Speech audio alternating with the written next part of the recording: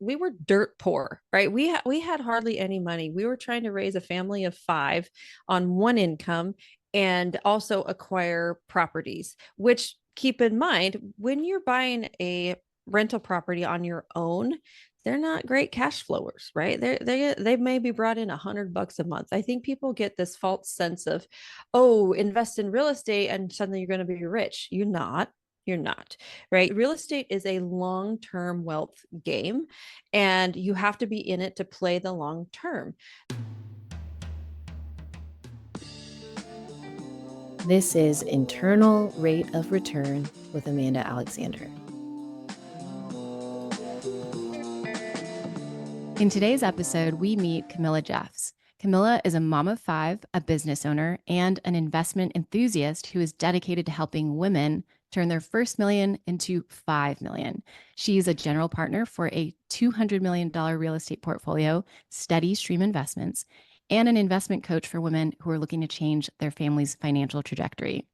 Through her podcast, Quiet Wealth, and her financial literacy curriculum, she educates women and families on the strategies and tools they need to build generational wealth. It makes sense that you were named after Camilla Kimball, whose famous quote was, "Never suppress a generous thought." Camilla, welcome to the show. Thank you so much, Amanda. It's so great to be here. I appreciate you. We're so glad to have you. I couldn't be more ecstatic. So I like to start the show with a check-in question. What are you feeling grateful for in this moment?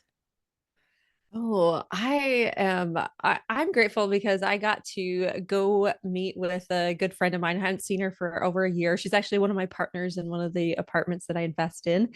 And we got to have coffee this morning and catch up and chat. And it just always fills my soul to have those conversations and meet up with good friends and great business partners too.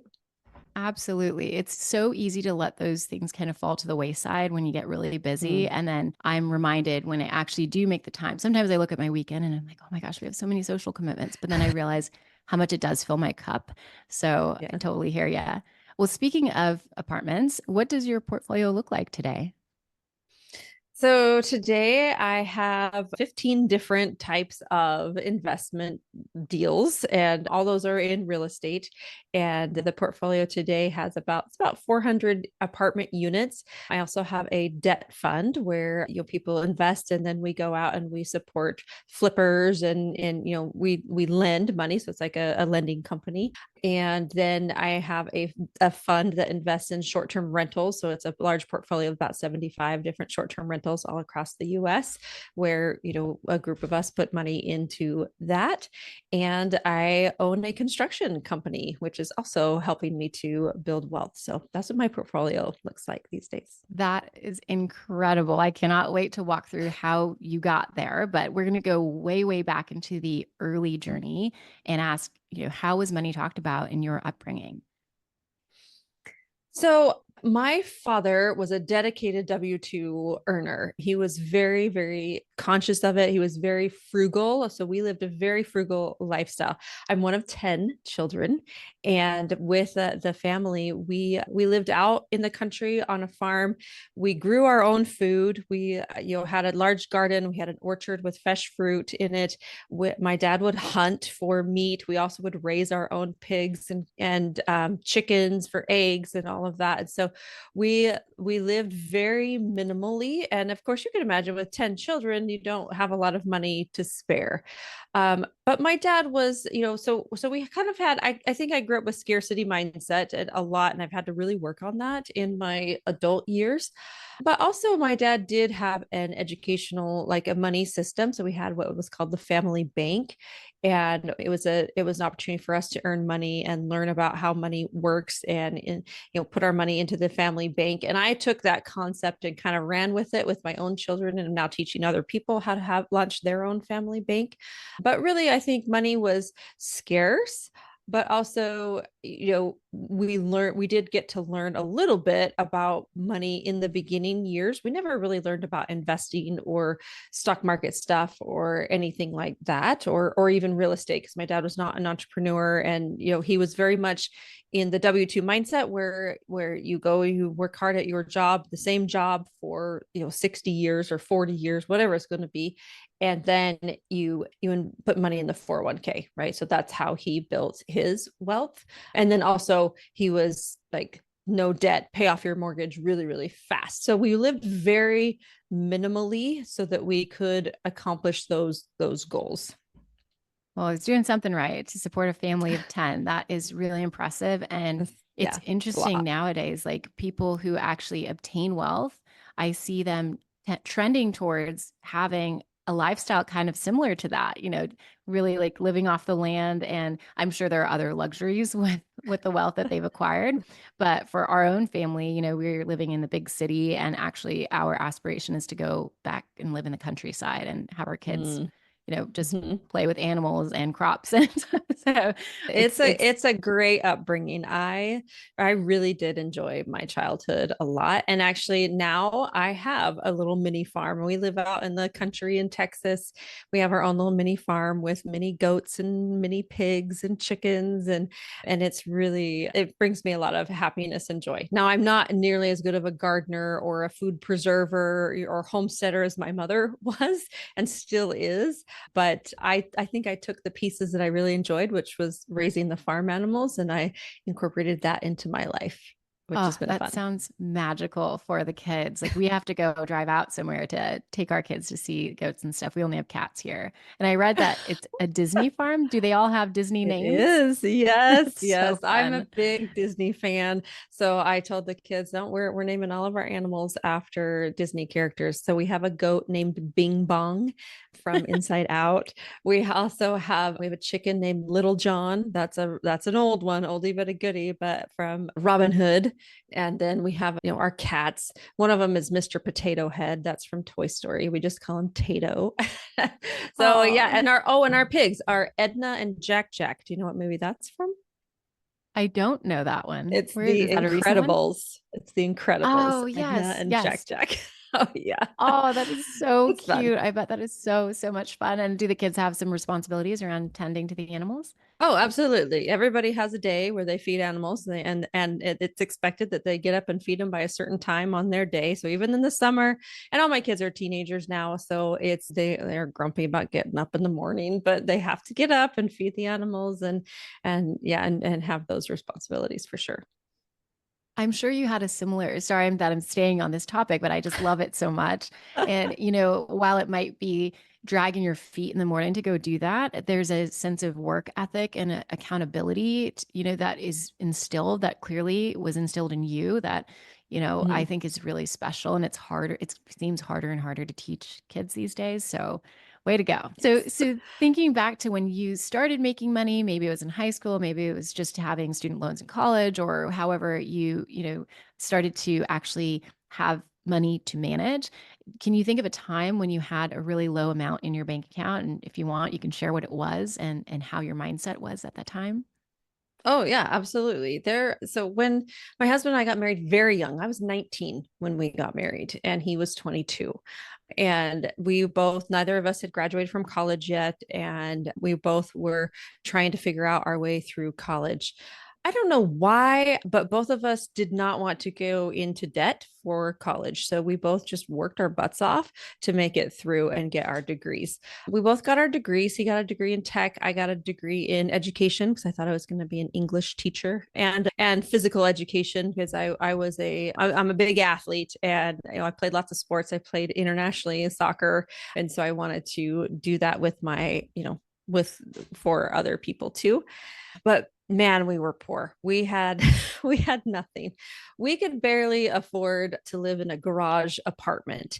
So we were living in somebody's apartment that was like a detached garage that they had converted into an apartment. It didn't have regular heating. It had one of those like space heaters in the middle of the room, and we lived there for a good 2 years. And an interesting story that really launched me on the investment path is that our landlady would come around to collect their rent. It was back in the days where you had to like put your rent in an envelope and tape it to the door. She would come and grab it. So she came around one day to collect the rent, and I just said, "Hey, I know you own a couple of other, houses in this area. How do you do that? How do you own multiple houses?" Because I was curious. And she said, "Oh, well, what you guys should do is you should buy a house." And I'm like, "No, no, lady, you don't understand. I'm living in your nasty garage apartment. It was like Yeah. $400 a month to rent. I can't afford to buy a house. You're crazy. And she said, no, no, this is what you do. You go buy a house that has a basement apartment in it, and then you rent out the basement, and then you can live there either for free or very cheap. And I was like, I was skeptical because she was also a realtor. So I'm like, you're just trying to make money off of me, you know? But the more I thought about it, and then I started reading some books about investing. I was like, you know what? There's something to this. And that's exactly what we did. So we went out, we found a house. So we moved from a nasty little garage apartment that didn't have regular heat to a 6-bedroom home with a basement apartment. I had 3 bedrooms in the basement, and I even had a pool in the backyard. And we spent less living there than we did living in the nasty garage apartment because we rented out the basement. And that's what really got me thinking, okay, there's something to this real estate thing. And I need to dive in and I need to really learn it better. Wow, smart of you to ask, having that curiosity and then to actually take action. So this lady knew about house hacking before house hacking was a term. Yeah. Was this Yeah. out, out in Texas, or where did you get a 6 bedroom No, home? Yeah. so we were living in northern Utah at the time, and that's where we started our investment journey, and that's where we started acquiring a bunch of properties before we eventually, jobs started moving us all over the U.S. I see. Okay, so were you doing once you left or once you completed college, were you doing a different like you said you had aspirations to be an English teacher or do physical education and athletics? What did you end up doing after college? Yeah, so I was working at a high school. So I got a job at a high school. I was the head soccer coach there, and then also was working in teaching English. But I also had a baby, and so I had my first baby when I was 22, and so we were kind of navigating that. How do we care for this baby and both work at the same time? And we both agreed that my salary was hardly anything. Like it would cost me more to pay for childcare for this baby than it would, than my salary could even cover. So we decided I would be the stay-home parent and he would continue to work. And but then that actually gave me the opportunity to really dive into investing. And so I got frustrated for a while, not bringing in income and feeling a little less than and feeling like I wasn't contributing to the money part of our family. But then I came across this article that said, oh, be the CFO of your family. Like bringing in the income. And if you think about a business, revenue is only one piece of it, right? There's so many other factors. There's managing the expenses, there's managing investments, there's all these things below, we call it below the line, right? In finance that has to be managed and cared for that actually makes a bigger difference to your bottom line than any revenue you bring in. And I was like, okay, well, he can bring in the revenue. I can do the rest of this stuff. And so I decided to become the CFO of my family and really dive into investing. And so then basically my career for the next 10 years, so I had 5 babies in 8 years. And during that time, we went out and we accumulated 15 different properties because that I took that on as my job, right? And this is the job I can do. Now, was it hard with kids? Yeah. Right. Did I have to drag them all to appointments? Yeah. But they didn't mind. It was kind of a fun little thing for our family. And really, it turned into our family culture that the kids grew up learning real estate skills. So they would come with me, and if we had a fourplex and they had to come help paint the fourplex, and they loved it. Now, were they good at it? No, they were terrible at it, but it was fun for them to like grab a paintbrush, and then I just had to go over it after to smooth out any drips. and and in the wintertime they would come help me shovel the snow, and really they would play mostly, but they were there and they understood the value of what we were doing. And it's interesting because I have a 22-year-old now who says, yeah, mom, I just didn't realize how much of that was our family culture. It was like working together, and how that really kept us strong as a family and is keeping us strong today, even through the teenage years and the early adult years as they continue to grow. Oh, what a beautiful thing. And I'm curious, is your 22-year-old a graduate of a college, or what is your 22-year-old up to now? Yeah, so she went the college route and she got into technology like her dad. So she is a software developer. So she graduated with her degree in computer science last December and just landed her first big girl job. In fact, she just started it last week and she's very excited to be in software development for a while. So that's what she's doing. Fantastic. Way to go. I'm sure you're very proud. Part of the underlying question is I have a 2-year-old and an 8-month-old, and we do have Mm. aspirations to live in Europe, and there is free schooling there if they pursue higher education. But we were thinking about some of our portfolio funding, if we come back to the States and they want to go to a university in the United States, that potentially we could use, equity or something along those Mhm. lines for paying.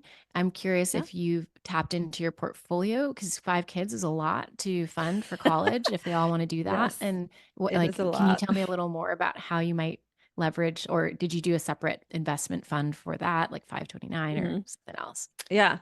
So I'm really against 529s and all the financial advisors are just gonna like cringe when they hear me say that. But I just don't like the government controlling what I can use my money for and can't use my money for, right? And so we elected not to do 529s for any of our children. Now the 529 has morphed and is a little more flexible now than it was, say, 20 years ago when my daughter was born. But also remember, we were dirt poor, right? We had hardly any money. We were trying to raise a family of five on one income and also acquire properties, which, keep in mind, when you're buying a rental property on your own, they're not great cash flowers, right? They may be brought in $100 a month. I think people get this false sense of, oh, invest in real estate and suddenly you're going to be rich. You're not, right? You have to, real estate is a long term wealth game, and you have to be in it to play the long term. So we made mistakes with our investments. Sure, we bought an investment, it grew in equity, but then 0809 happened. And all of a sudden, all the equity tanked. So we've been making $100 a month for a while and thinking that we had $100,000 in equity, and nope, suddenly gone. So it's cyclical but also not very controllable too with real estate, and so it's definitely a long-term game. Now, we freaked out and sold the properties in like 2010, 2012, near the bottom of the market, because we were like, this is just not working, it's just not helping, it's so stressful as a landlord.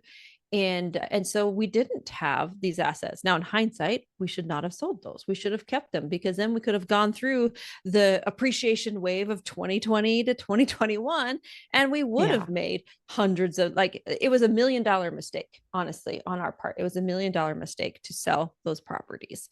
And so we were just kind of working around, and as the kids started approaching college age, we were like, okay, how are we going to do this?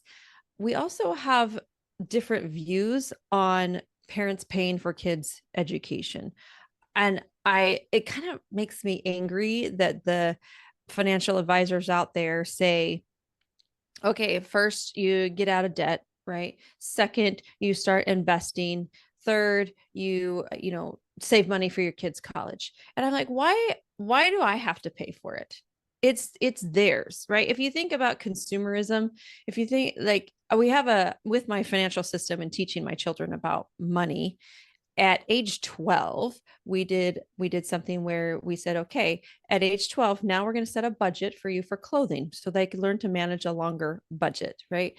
And we're going to put, so we sat down, we mapped out, here's how much money you're going to need for clothes, here's how many shirts you're going to need, how many pants, stuff like that. And we mapped out and we signed a dollar figure, and then we transferred that money into their account. Now they're suddenly responsible to buy their clothing. Do you know what happened? No longer did they want the $60 sweatshirt. As soon as they looked at that price tag and knew they had to pay for it, they made very different decisions. And I think this is the problem with our educational system. Why prices have skyrocketed, it's because the actual consumer, the kid who's going to college, the young adult who has to take the classes, doesn't have to pay for it, doesn't feel the pain of paying for it. Instead, been made easy either by parents just paying for it, right? Or student loans. Student loans are so easy to get, and we are inundated all the time. You've got me on a soapbox now. We're Go for inundated it. Go all the for it. time for like student loans. So, my oldest daughter has graduated. I now have twin daughters who are 19 who have entered into that realm. I've got a son who's going to be a senior. He's soon entering into the realm of college. And the conversations that colleges keep trying to have with me, I think is just very, very bad financial advice. And I've been very strong with my children that, hey, student loans is not the way, right? Like, you've got to figure out a different way. So our philosophy was, we're going to start each of our kids off with $10,000 in their adult life, and they can choose how they want to use that $10,000. That could start them off in college, pay for their first couple semesters of college. It could start them with a business. It could start them off by getting a car so they can get to a business, those types of things. That's what we set aside and we told our kids we would do for them to start off there. And then it's on them. So my oldest daughter had her $10,000. She went to college in Hawaii to get her degree and graduated debt free. And it wasn't because she had some big investment as a child. It was because she worked, she saved, she got good grades and got scholarships to get through it. And now my next daughter, she wants to be a pharmacist. So this might be a little more tricky for me, right? She wants to go to med school and do the medical route. Well, that's going to be a lot more schooling and a lot more expensive. But I think it's doable for her to get through even med school without. And so that's kind of like, we're just taking a completely different approach than that. And then her twin sister has decided she wants to go into construction. And of course, college is like, oh yeah, come here, we'll teach you construction. And we look at the degrees and we look at what they offer and what they're teaching. And we're like, how is that any better than what she could learn just on the job? You know, couldn't Right. she just go and get a job in construction? And that's what she's done. She's got a job in construction. She's working towards getting her GC license, and she's going to have a fantastic career in construction. Do people like it when she tells them she's not going to college? I mean, she came home one day and she's like, "Mom, I'm learning people don't like it when I tell them I'm not going to college." And I was like, Mama Bear, like, what? No. What people?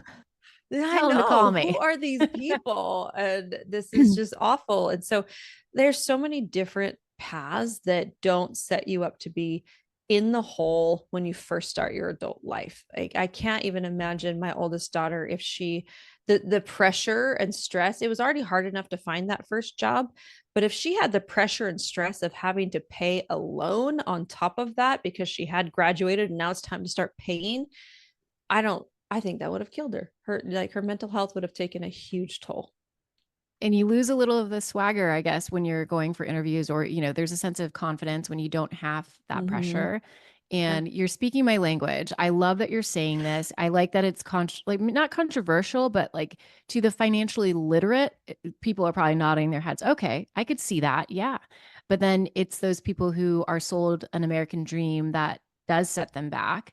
I mean, I'm not Mm-hmm. saying all American dreams are bad. It just, there is a dream. So, for example, I had a wealth advisor on this podcast a few weeks ago, and she does a lot of work with wealthy people. And she was reflecting on the fact that she doesn't need to own her home, that you don't need to Mm-hmm. have your own mortgage. She's like, actually, it's not a good financial decision. I can rent and actually use more of my money towards real estate elsewhere, and that would make me more money. And that's something that people don't Mm-hmm. actually like to hear because it's against the American dream, right? And you're speaking my language also because I am a doctor of pharmacy. I got my degree Oh, at, yeah, I very got an good. undergraduate degree. Well, I did community college, then I got an undergraduate degree at a University of California, and then got my doctorate at another University of California in San Francisco, which is very expensive.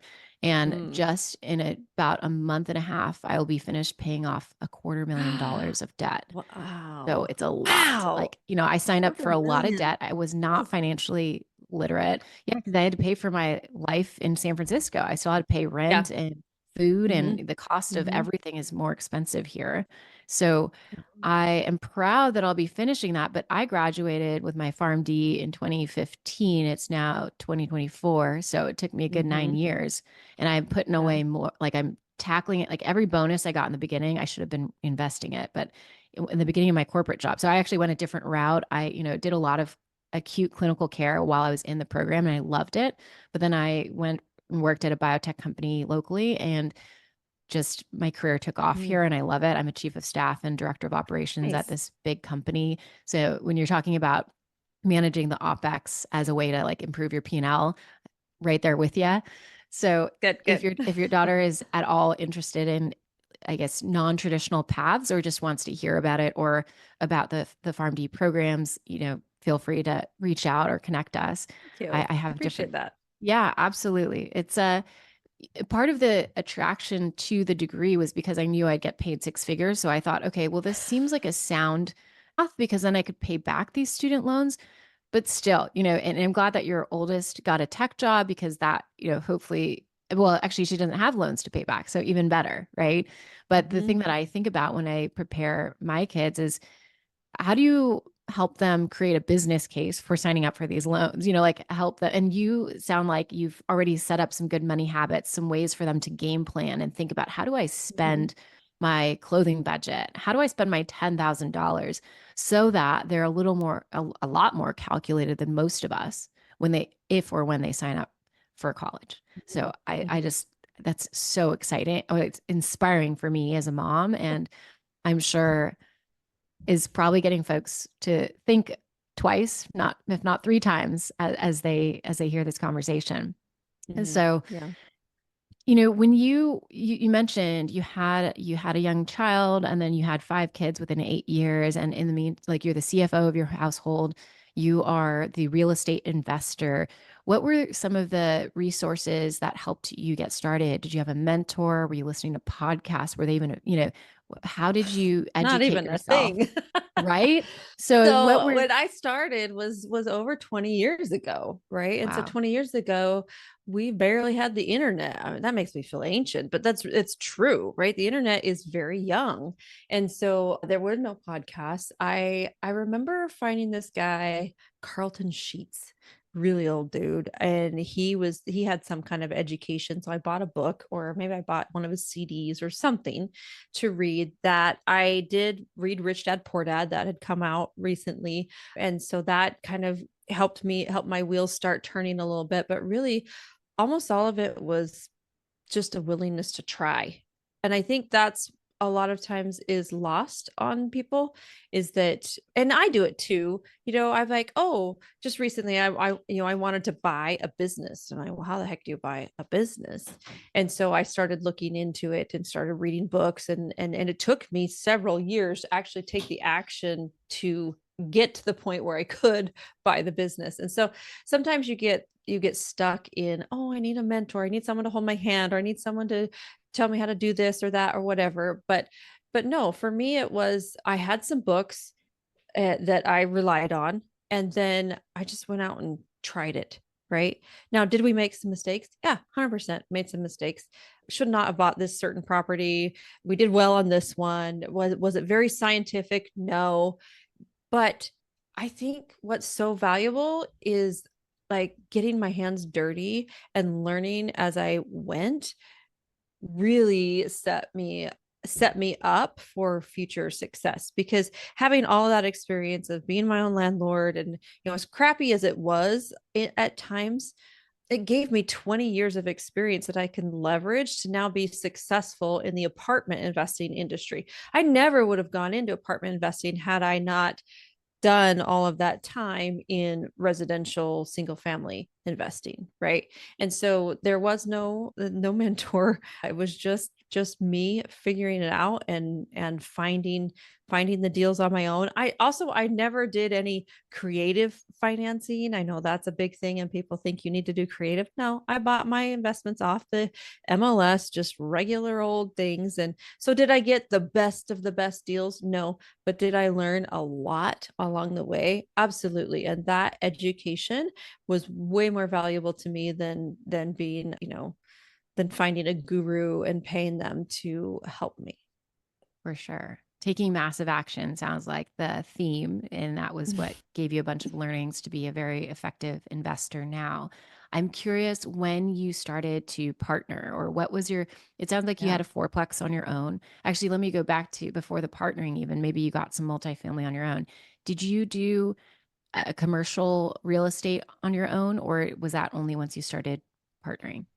No, so my investing journey, I hinted at it a little bit. What like we did well for 10-ish years, right? 10 to 15 years. And then 0809 kind of crushed us. And we got to and I just got to the point where I was so burnt out. I was so burnt out because I was a landlord. I was trying to manage 5 children, and at one point I was homeschooling the kids for a little bit, and just trying to, that it was just too much. And so It's a I lot. told my husband, I just can't do this anymore. And then we started getting moved all over the country. And so it was harder to manage the investments from out of state. And so we decided to sell. So we sold them, and then we had some money, and we were just kind of like, I don't know what to do next. And I was like, I just don't want to do real estate again. It just felt like the worst thing to do. And so, but I knew that I knew I was very intelligent, that I had a lot of like gumption, and I could go out and, do things. And I always felt like I could do really well in the business world. I would watch my husband in the business world, and he'd go on like business trips. My gosh, I'm so jealous. I'm gonna go on a business trip, get away from these kids for a minute. And I feel yeah. but but so I was like, can I take this money and can I go back to school and get my MBA? I mean, first I tried to get a job in the business world, but the business world is not very friendly to people who have not had a corporate job for 10, 15 years. Like nobody wanted to hire me. I did 40 applications, a whole bunch of interviews, and just got rejection after rejection, just for like honestly a $30,000 to $40,000 job was all I was trying to get. So I just said, okay, let me take this money. Let me go get my MBA. So I did a full-time MBA program. And I was I was a non-traditional student because I was like 38 years old when I did this. I graduated at 38. And so I was back in school, and I took 21 credits a semester. I just inhaled as much information as I could get from that program. I wanted to learn, whereas a lot of my cohort were taking the bare minimum, what they had to take, and I was just taking so many extra classes because I just wanted to know everything I could know. That MBA program, while it is serving me today in a lot of ways, one was just business finance, frankly. And that's where I really learned that businesses need to have debt on them, right? Leverage. And that it is definitely a good thing. Because I kind of got bought into Dave Ramsey's don't have any debt at all. And so Yeah. that was another reason we sold our properties. But it also served me in my confidence level. And because I had just, I kind of like, oh, well, I have a couple of properties. I'm a stay-home mom, and yeah, I have a couple of properties. Like I wasn't able to talk about my experience or education or knowledge very confidently. So that MBA program gave me a ton of confidence. From that, I did go into the corporate world. Like I landed a 6-figure job, and I worked in HR for tech companies, and I loved it. I absolutely loved it. Then my job started moving us all over the country. We lived in like 3 different states. But here's the thing, when you're in HR, everybody wants to talk about their compensation, right? You do a lot with compensation, and you help people get raises or whatever. You realize really quickly that these W-2 jobs is not going to make anybody $1 million, right? Like we we barely give people 3% raises. Maybe our high performers, we give a 5% raise or something too. That is just, it's peanuts. And of course, with inflation, there's no way it can keep up. Like the only way people could get better money was by changing jobs and negotiating a new salary at a new place. And also, I had the unfortunate experience of firing people, laying them off. Like I had grown men crying in my office when I gave them the news that their job was gone because they only had that one source of income.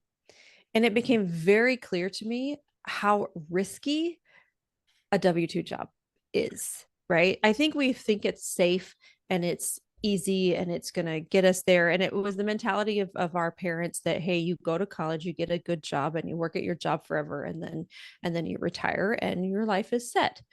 Life doesn't work like that anymore. It worked well for my parents, does not work for my generation, and it does not work for my children's generation. Like life is vastly different in terms of companies taking care of you. I learned really quickly in HR, the company's does not have employees' best interest at heart, right? The company's trying to survive. And if at any moment they have a bad quarter in their revenue doesn't come in, suddenly they have to lay people off. And it's just the way it is, right? It's not that people hate you and they don't like you anymore. They just literally they can't make the numbers work. They can't provide for you anymore.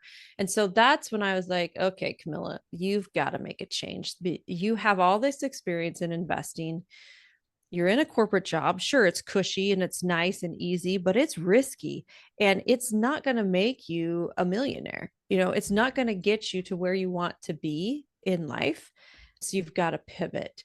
And so that's when I was like, okay, what do I do? Do I start a business? So I tried to start a couple of businesses. They failed. Do I, what else do I do? Do I try and get a different job at a different company? I tried that. And, yeah, I got a little bit better salary, but it didn't do super great. And then I was like, I got to go back to investing. Investing is the way. You've got to invest in order to get to where you want to be, right? To build wealth. And so, but I didn't want to go back to residential because I hated it. So I'm thinking, okay, there's got to be a better way out there. What else is available? And I'd always had on my vision board that I wanted to buy an apartment complex someday because I thought as soon as I have an apartment complex, I'll be set for life. But I was looking at them and I looked them up. I'm like, oh my gosh, apartment complexes are millions of dollars. And I look at my bank account. Nope, there's not $1 million in there. So now what do I do? And that's when I realized that most apartment complexes are not bought one-on-one. Most are bought through partnerships. A group of people come together, pool their resources, whether that's money, time, knowledge, experience, and they go out and buy it together, and then everybody shares in the profits. And I was fascinated by this concept. And so I tried it out. So we invested $50,000 as a limited partner, so a passive investor into an apartment complex to try it out. And we were living in Arizona at the time. And it was going well. And I was like, this is actually really cool. And that kind of launched my journey into just basically educating other people on how they could also invest in real estate in this way. It's very similar to stock market investing. Like think of a mutual fund. You put your money into the mutual fund and the fund manager manages it for you and tries to grow it and then return it back to you. Similar concept, with tax advantages, right? And so it was really fascinating to me. And that's when I just really leaned into it. And I quit my corporate job about a year later because apartment investing was going really well. And so then I just, worked that and built that portfolio and helped other people invest into it as well. And just made a complete shift into entrepreneurship. And now as I continue to grow my portfolio, what I'm realizing is that real estate's awesome for tax advantages, but it's not so great for cash flow right now. It can be and will be as the properties continue to grow, but we've been in this economic cycle where cash flow is very low. And so I'm like, okay, well, how do I solve my cash flow problem? And that's when, again, studying wealthy people and what they have in their portfolio, business is a big thing in their portfolio. And that's why I went out and bought a construction business, which is now bringing me that cash flow and liquidity. And so really there's kind of like four things you need to measure in terms of wealth building. It's not just net worth, because net worth, if it's all tied up somewhere, like you could be a millionaire that can't pay your mortgage and you're screwed because your money's all tied up. So you've got to have cash flow. You've got to have liquidity, which means you need to have a bunch of money just sitting in the bank ready for emergencies or ready for that next investment, all of those things. Of course, you need net worth, and then you need to know how to play the tax game. And real estate really checks a lot of those boxes, but the combination of real estate and owning a business is where everything comes together. That is such an awesome journey. I want to go back a little bit and can we go a little deeper where you were in your corporate job, you decided to do 50,000 as a limited partner, and then you said about a year later it was going so well that you quit the corporate job. Was that through you becoming a general partner, maybe like Yeah. raising capital and doing another role? Mm-hmm. And how many projects did you do before? And do you mind me asking what year this was? Because I know the environment was a little different even like 4 or 5 years ago. So when did Mm-hmm. you, what year was it that you became a limited partner and then started in on the general partner path? So in 2019, I did my first limited partner investment. And then in the end of 2019 is when I did my first general partner investment. And then in 2020, just did more and more and more. And I guess actually, maybe I lied. Maybe it's 2 years since my first limited partner to when I quit my job, because I quit my job in 2021. So 2 years into that investment, that apartment investing journey. So, yes, I became a general partner and I taught other people how to invest. And so I raised capital and then also participated in the risk capital. I signed on the loan. So, a lot of the money parts of it. And then I also sit on the asset management team on the back end, meeting with the property managers a couple times a month and going up to the property, solving problems and all of that. So that's where the journey kind of took me. Awesome. And as a GP, to your point, the money trickles in very lightly. So it's not a ton of cash flow. So were you just, I know you have your husband's income, but then the acquisition fees and the closeout costs, like, or fees, is Mm-hmm. that pretty much what you were living off of, is like at the start of the project and the end of the project where you got your boosts in Yes. salary? Yep. Yeah, Gotcha. because as a GP, yeah, you don't have a lot of cash flow.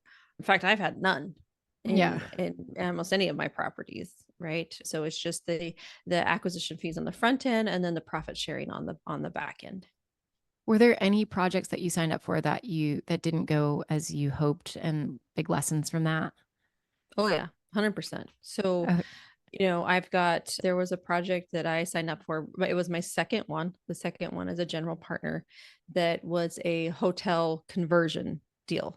And this was a really kind of a heart project for me because I have a heart for impact investing. Like I want to create impact more than just a financial impact with my investments. I want there to be, I call it the investing trifecta. I want there to be some kind of social return, some kind of environmental return, and some kind of financial return. And I think you can get that through apartment investing. The social return is we invest in, mostly C-class properties, which is the working class, which is providing housing for blue collar workers and making sure it's clean and safe and a good environment where it's sometimes there's a lot of slum lords out there that don't take care of their properties, and I don't like that. Environmentally, like the things we do, we go in and we look for ways that we can not only save money, which makes the property more valuable, which makes our investors more money, but also save water. Like we can go install low flow faucets all over and save a ton of money on a ton of water.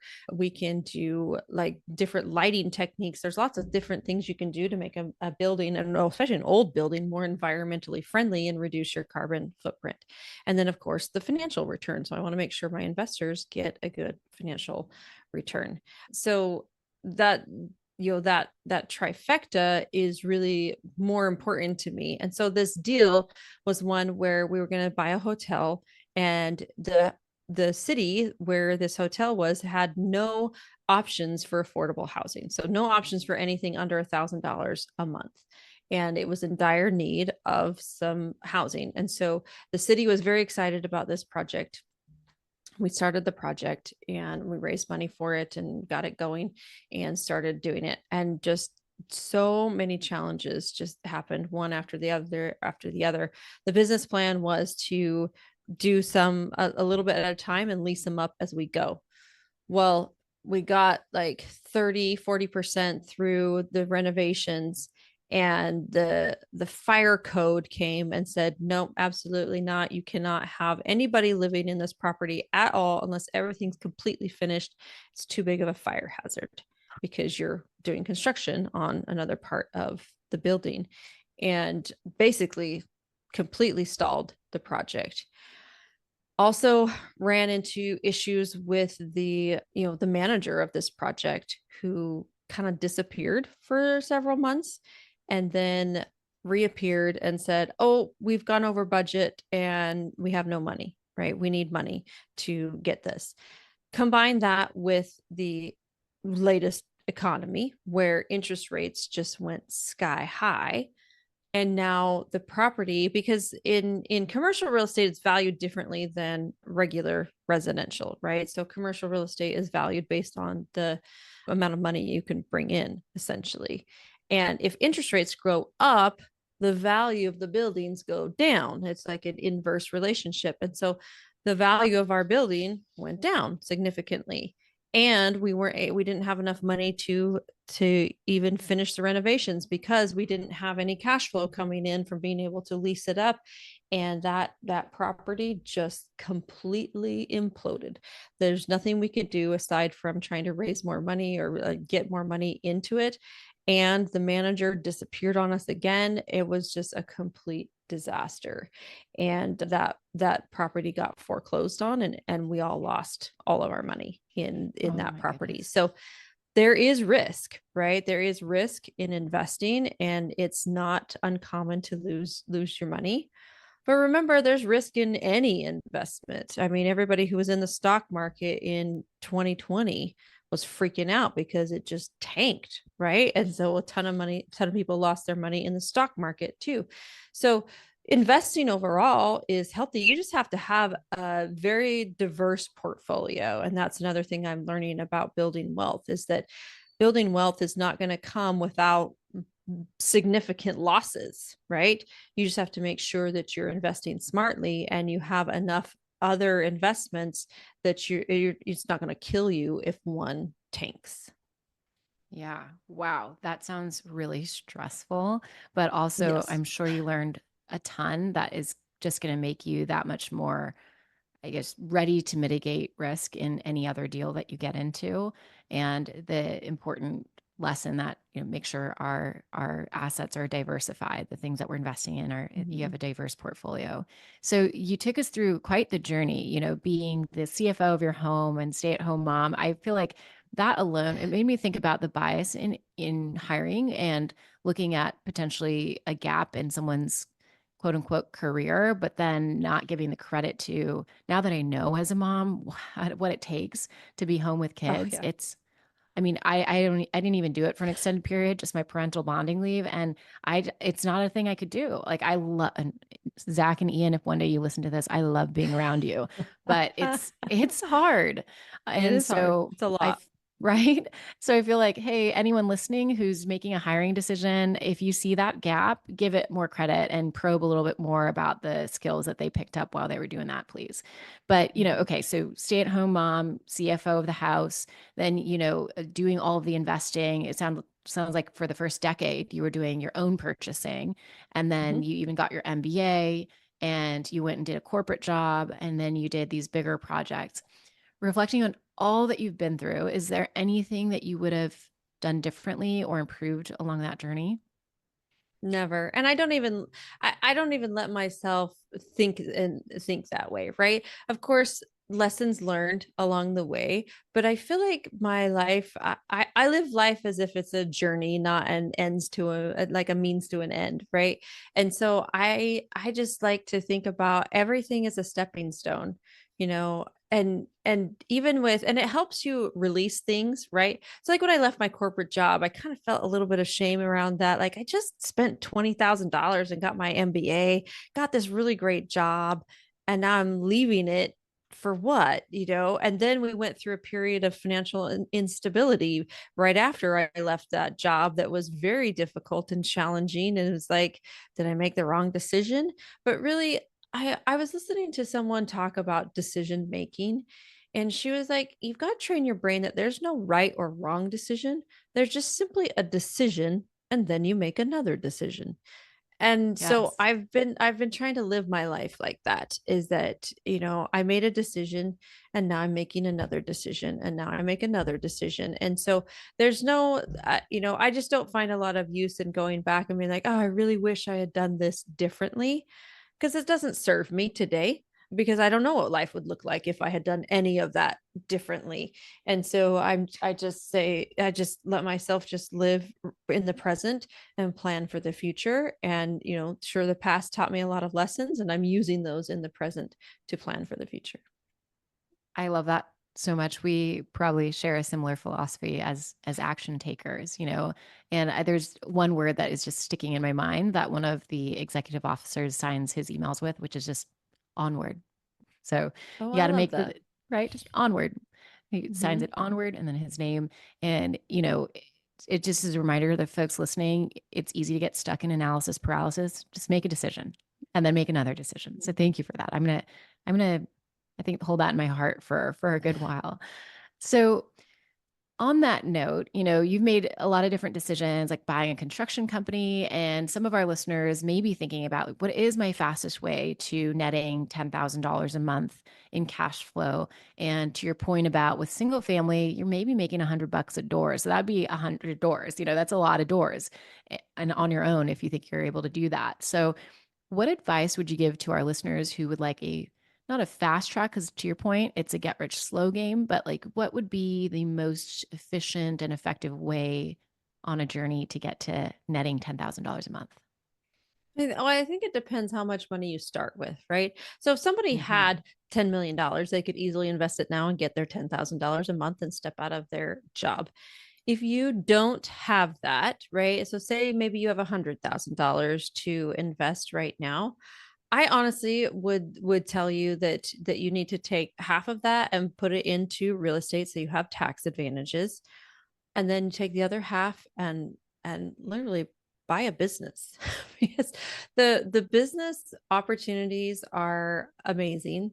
Boomers are aging, and 45% of them own a business. Like 45% of small businesses are owned by baby boomers who are retiring very soon. And it's a gap. There's a gap in the world, right? And so what I did is I took a little bit of money, like 40, $50,000, and bought myself a business. The business returns back to me a salary of $100,000 plus profit sharing. And it's not a passive thing, right? It will be eventually. I do have to work hard in this business right now to set up the building blocks to be able to scale it to the point where I don't have to work in it. But it will be that way. And then I'm going to buy another one, and then I'm going to buy another one. And so that's the plan. And then continue to throw money into real estate to have the tax advantages. But like if you're stuck in a W-2 that you hate, I would strongly suggest finding a business to buy. It's so much easier. 98% of startups fail, 98% of business acquisitions thrive. So it's Mm. it's like play the odds. It's so much better to play the odds. And so that's what I'm really excited about. I think is a really great strategy for people who don't like their W-2. Step into the world of business ownership. Is it stressful? Yeah. Is it hard? Yeah. Is it fulfilling? 100% it's fulfilling. Like I have the honor of providing a living for 10 other people right now. And soon it's going to be 100. And that is very, very fulfilling for me in what I get to do in this life.